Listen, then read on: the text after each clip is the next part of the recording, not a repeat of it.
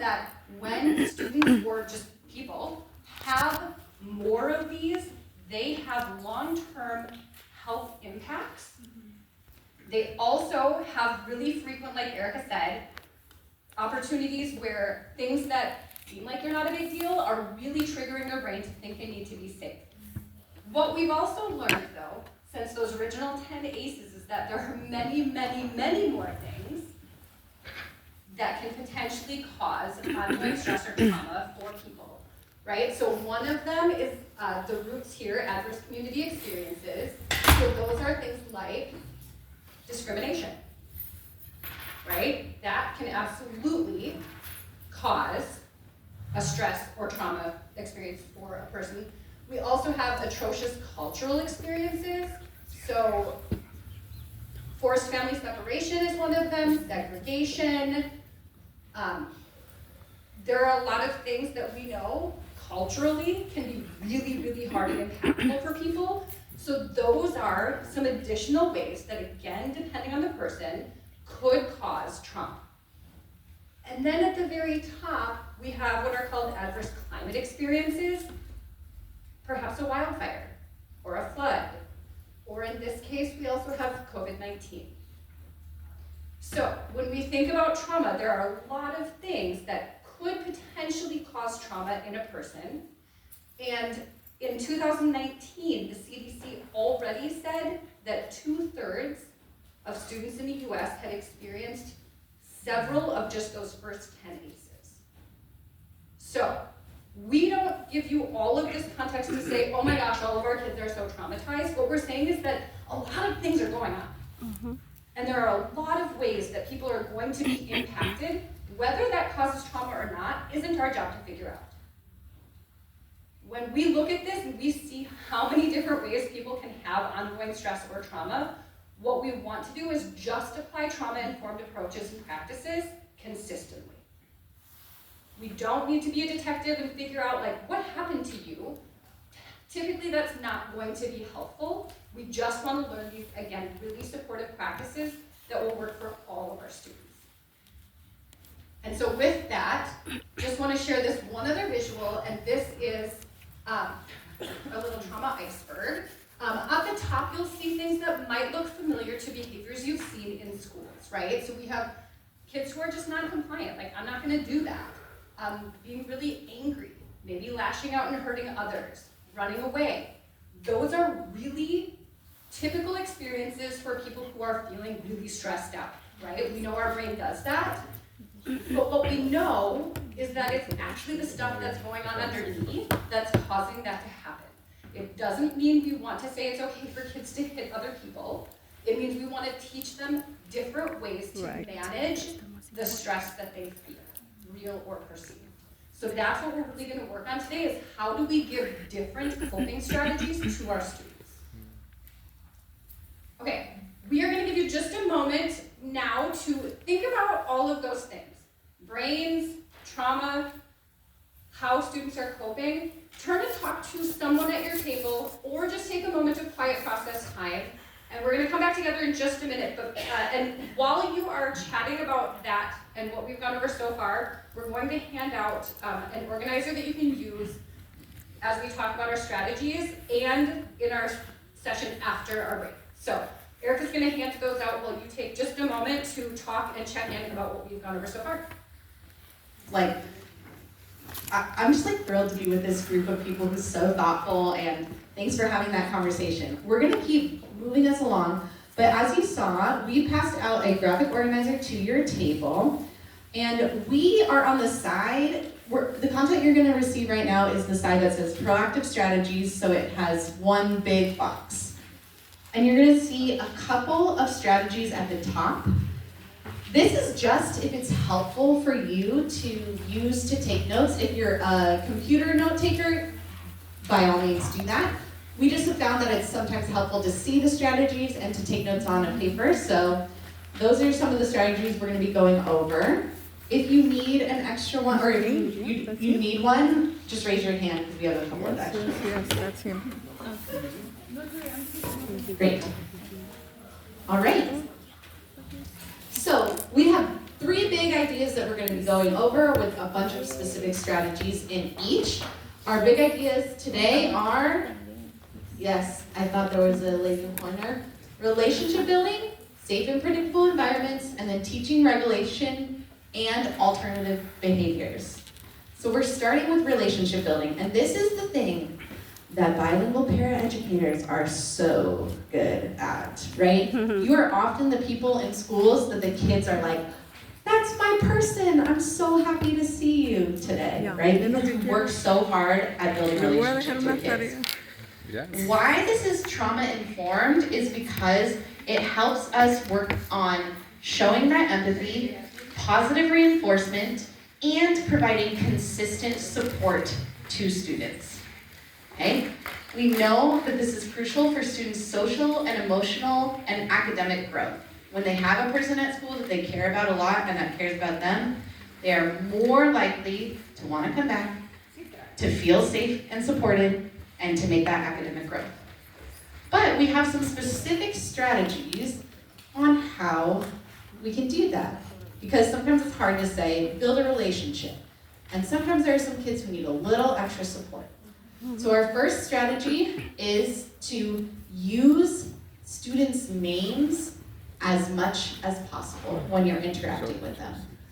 Learning how to pronounce their names correctly and talking to them by using their name is super, super supportive because it makes them feel known, right? And maybe you're a person that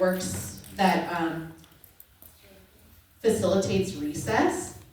I used to do recess, and it's really hard when you have a bunch of kids out there and you don't know all of their names, but we encourage you to try as much as possible to learn as many names as possible. And then when you're talking to them, that is so supportive to them, that you know them by their name.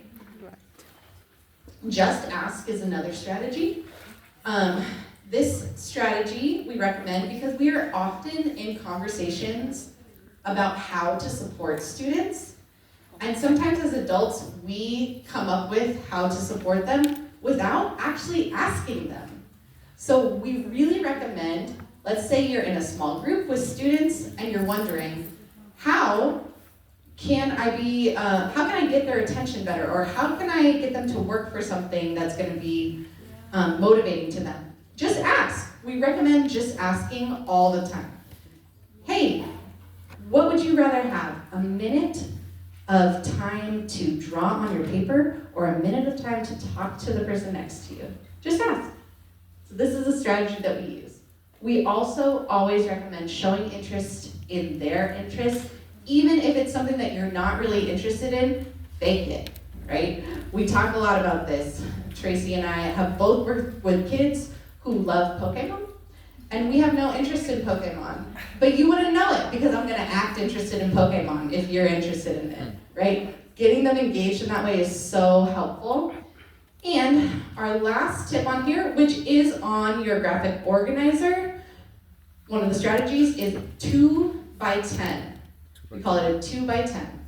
And this is a really specific strategy that you're gonna use if there's a student who maybe you don't have a great relationship with yet, a student who's showing that maybe they need some more support. And the idea is that for 2 minutes every day for 10 days in a row, so like one full week and then another full week, you're connecting with them and you're talking to them about something not school related. So this is super intentional, right? I'm choosing, you know what? I know that Lori has been having a hard time recently. I really want to connect with her. She's showing me at school that she has these certain behaviors that are popping up. I really want to connect with her. So I'm going to check in with her for 2 minutes every single day for 10 days in a row. I'm just going to ask her how she's doing, check in on her dog, things like that. Okay, so this is one that maybe right now you're thinking, ooh, I have a student in mind that I might want to do that strategy with. Super supportive, really builds that relationship. Erica, do I need to tell a student that I'm using this? No, Tracy, thank you. Do I tell the student that I'm doing this? No, you do not need to. You just check in on them. Great. Yes, just check in on them, 2 minutes, 10 days in a row. Okay, I went through those a little bit quickly because we know that there's a lot of value in you just thinking about them and applying them to your setting. So what's going to occur is every table is going to get a poster.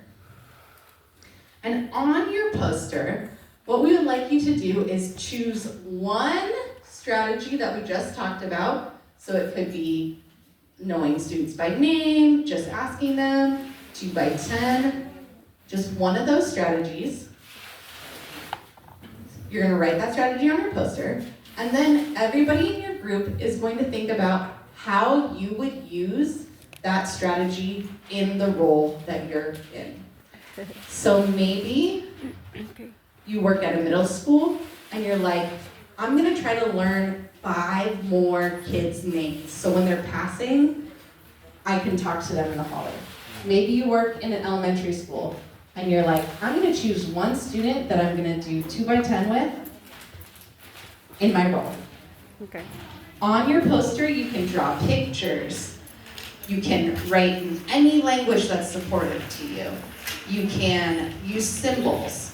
But you're gonna document how you're going to do that strategy in your role on your poster. Please save room on your poster because we're gonna go through this a couple of times with each of our big groups, okay? Is there anything that I can clarify about what you're doing right now? Okay. Which one will you pop I'm out? going to move us forward and think about safe and predictable environment. The reason that this is a trauma-informed support is our students who are more likely to move into a stress response, move into that downstairs part of their brain, the more we can help them feel like things are consistent and predictable, the more likely they are to stay in that upstairs part of the brain. And when this is typically what happens, we also know that when changes happen, they're a little more able to deal with it. So it's, again, not, they're never going to deal with changes, but what are some supportive ways that they can manage that in small doses to build that skill? So we're going to talk about consistent routines, clear expectations, and just touch on what that might look like in a calm down space. So, many of you probably work in classrooms that have a visual schedule. That's probably not what it looks like in middle school or high school, but even still, there's probably something written that helps students understand what's coming. If that doesn't occur in the space you're working, I think it's easy enough to just write down a few things for students to know, here is what's coming next. That could be a supportive thing that you can put in place for students if that's not already available. One big idea, and I believe this is on your paper, is previewing changes to a typical schedule. So, if you know that there's going to be something really big and disruptive, like perhaps a fire drill, you can tell that to a student who you think that might benefit them, knowing that it's coming. You can do that for a whole class, but you can also just pull aside and tell a student, like, hey, just so you know, at 2:15 we are gonna have a fire drill, I just want you to know. Now, that's not a surprise when it happens, right? Yes. Important. Another strategy that is on your sheet is scheduling check-ins. I'm going to share that often when I work with students, I have somebody who is consistently raising their hand and wanting adult support. Maybe you've had a similar experience. One thing I really like to do is tell them when I will come back instead of staying the whole time. So you might do that by saying, oh, you're working on math, get number 1 and 2 done, and then raise your hand and I will come back. And then if they ask for you in between, you can be like, oh, you're gonna finish all the way through number 2, then I will check in, right? So you're building that tolerance to take time without that support, but telling them they're going to get it, which helps them feel safe. You can do that with just saying, like, finish these things. You can also use a timer. I love using a timer because then you can also tell them, you come get me. That way I don't have to keep track and keep checking in. So like, I'm gonna set a timer for 10 minutes. when that goes off, come let me know, and then I will check it to see how you've done. Right? So just some ways to help kids increase that tolerance of not having consistent adult support, but still letting them feel really safe and supported. We also know that we get more of what we pay attention to. So if we are consistently telling kids when things aren't working, we're gonna see a lot more of that. So this is one small list of ways that you can just say, you did the thing. The 5 to 1 here is again one of those really specific strategies. We know through lots and lots of research that we want to give at least 5 positive pieces of feedback to every 1 corrective. There are many, many, many ways to do that. Perhaps your school uses some sort of ticket system. That's a great way. It doesn't have to be the only way. Literally just making eye contact and nodding, smiling, thumbs up, telling them specifically, like, oh, I see you worked really hard on your poster, nice job, right? Lots and lots and lots of ways, so don't limit it to just, I have to give this one thing. Lots of ways, but again, we want to give more positives than we're giving correctives. And my pro tip is, if I have a student who is not doing what I'm hoping, I might go give a lot of praise to the students in the area near them who are. The reason for that is once they see me saying, great job, great job, great job, they are more likely to just start doing the thing I'm looking for, and then I can be like, oh, you got started, thank you so much, right? So build opportunities for them to let you give them that positive feedback. And then the last one I think about is pre-correcting to prevent behaviors. Once upon a time, I taught a lot of small groups. Maybe you have had a similar experience, and I had a group that would not get started when we came together. Again, maybe this is a familiar experience for some of you. So one of the things that we did was created a set of agreements that we used every single time that we met, and when we had a problem, we would go back to it, but we would do it before, right? So when I was like, oh my gosh, this group is never getting started, so we would be walking together to be like, what will we be doing when we walk in the room? So I'm having them remember what they're going to do. And they would say, oh, I'm going to check in on the mood meter, and then I'm gonna get my file folder of work to get started.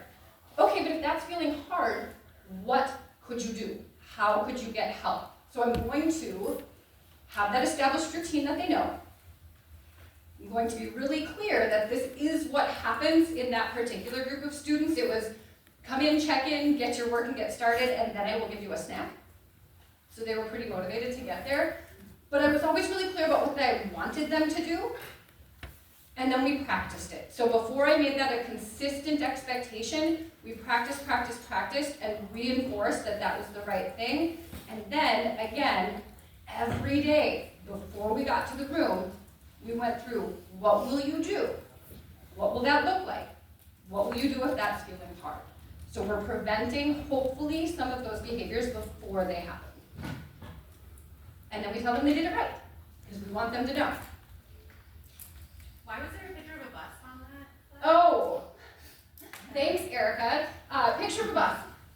I often think about how surprising it can be to be in an environment where you're not familiar. So that is like, perhaps you have students who are going on a field trip, and the bus is not something they use routinely. You really want to set them up to know what's coming, right? So before we would be going on a field trip, you would talk through, we are going to be leaving at this time. These are the things you need to bring. This is what a bus looks like. You'll be sitting with probably 2 kids in your seat, and it's going to be crowded, right? So prepare them for those things that are different and unexpected. Thank you, Erica. Okay, and then these are just some really great visual examples of how you can have really clear expectations for your students, right? So, I'm not going to spend a lot of time on this because what I want you to do is add to your poster from that last group of strategies. What is one of those that you would use in your role? And go ahead and add that to the poster. And then when we come back together, we will share with you our very last set of strategies. What's a new strategy? Of our big three is to teach kids regulation strategies and alternative behaviors. In the role too. This is really important because it helps students to manage their emotions, and like we were talking about earlier with upstairs brain, downstairs brain, we don't want them to feel dysregulated all the time. We don't want to punish them for having emotions. We want to teach them that for all of us in this room, we've learned strategies that help us get to our best space for learning. The more we're teaching them how to do that, the better. And we want to teach it to them when they're calm, so that we're not telling them when they're dysregulated, take a deep breath, and they're like, I've never done that before, right? Our goal is, if we have a student who's upset, we want them to have so many different tools of things that can work for them that they can think about it and choose a tool, and then they end up like this adorable smiling child at the end. We don't want, when a student's upset, to give them one strategy like an iPad, and then that's their only strategy, right? We want to give them many, many options of things. So how we do that is we teach specific lessons, or we teach them specific strategies. So on the left-hand side, that's from a lesson that's for, I think, about 3rd grade. So it's telling them there's a lot of different strategies, and then thinking about things like stretching, drawing, belly breathing, listening to music, using a fidget, talking to my teacher, practicing all those and having them identify which ones are helpful to them. This is a lesson for like older kids, so we teach them more about stress, and you are doing this in informal ways as well, right? You're talking to them, oh, when I'm feeling stressed about a test, this is what helps me. All of that is instruction on teaching those skills. We like to recommend that students actually write down in some way what their strategies are. And again, this can be super informal. Like when I'm working with a small group, sometimes I say, hey, if you feel frustrated in this group, on the top of your paper, write one strategy that helps you. So that I know if they're starting to feel frustrated, I can point right to that strategy and say, hey, remember you said you were gonna get a drink of water or whatever. This is aligned with the mood meter, but you don't have to do it this way. It's just a way to write down the strategies that are helpful for kids. We also know that when we're feeling really dysregulated in our downstairs brain, sometimes we might say, you need to take a break. And sometimes like, go to a calm down space, for example, but they're mad and they sit there mad and then they come back and they're still mad because they've been told to take a break, but they're not actually doing something. So one strategy that we really recommend is called change the channel. And it's just a way for you to get your brain to do something else that takes you out of whatever is making you feel upset and can help you to regulate. So a lot of these strategies are just different ways that you can, a lot of these work for all ages of kids, but it's ways like maybe counting with tactile something for them to grab onto. Maybe it's doing a Mad Lib, maybe it's listening to an audiobook. Say the alphabet backwards, that's a hard one, it requires brain space. So the idea here is just to help use your brain like a remote control, change the channel if you're in the calm down space, and then come back regulated. And so we are teaching regulation strategies, and we're also teaching alternatives. So let's say that you have students who are showing a particular behavior. It's because they want to get something or they want to get away from something, and Lori's going to talk more about this. But we want to teach them a way to access what they need in a way that's more expected for the situation that we're in. So if a student is running off from your group, we want to teach them how to ask for a break first. Maybe they use a break card like this for younger grades.